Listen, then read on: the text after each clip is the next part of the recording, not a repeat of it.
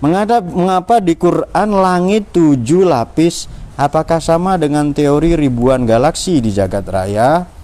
Kalau arsy Allah itu bertempat di mana ya? Apakah bisa dijelaskan dengan Asmaul Husna?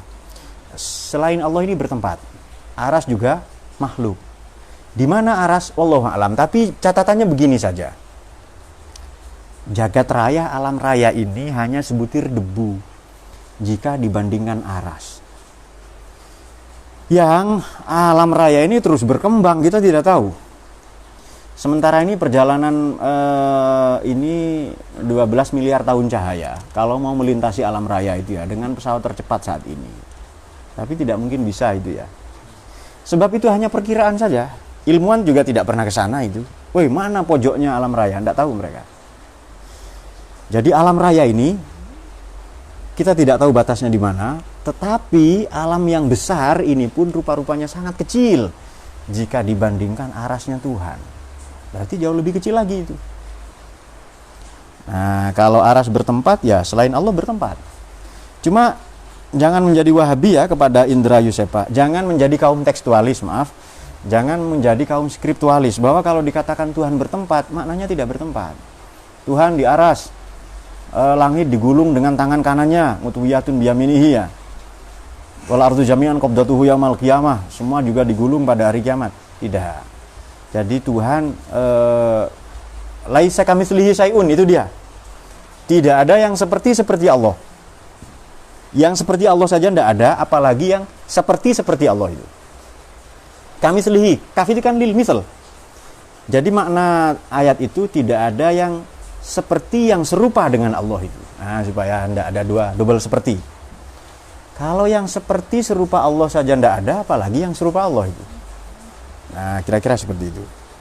Jika demikian, di mana? Kalau dikatakan Tuhan ini tinggi, itu bukan tempat, tetapi makanah, bukan makan ya, tetapi kedudukan yang maha tinggi. Mengapa di Quran 7 lapis ya, sab'a samawat, ada 7 langit. Tidak dikatakan lapis sebenarnya ya, 7 langit saja. Wallahu a'lam apakah itu langit. Di peristiwa Mi'raj itu hanya dikatakan begini. Faro'a Adama, bagaimana itu? Summa usriya biruhihi wa jasadihi, lalu Nabi diisrokan ya dengan ruh dan jasadnya. Yaqadatan minal masjidil haram ilal masjidil aqsa wa rihabihil qudsiyah. Kemudian summa urija di mi'rajkan itu ila sama ya, faro'a Adama fil ula. Nabi melihat Nabi Muhammad ya bertemu Nabi Adam di langit pertama. Waqad jallallahu al-waqara ala wa ra'a fi saniyati Isa ibn Maryam al-badul dzil barrati taqiyya wa ra'a fi salisati Yusuf bi suratihil jamaliyah. Langit kedua ketemu Nabi Isa, langit ketiga ketemu Nabi Yusuf, terus begitu. Ini berbeda dengan langit temuan ilmiah saat ini. Langit temuan saat ini ya atmosfer selubungnya bumi itu. Tapi langit itu yang mana kita tidak tahu.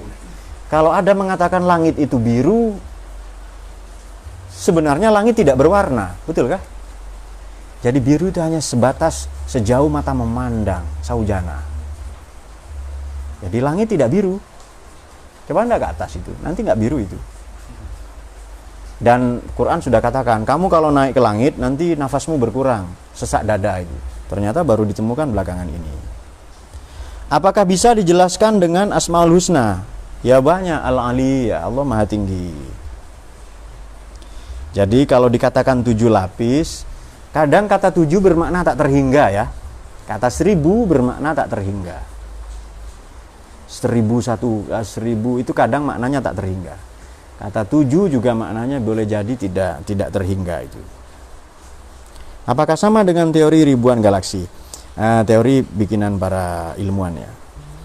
Wallahu a'lam kebenarannya bagaimana.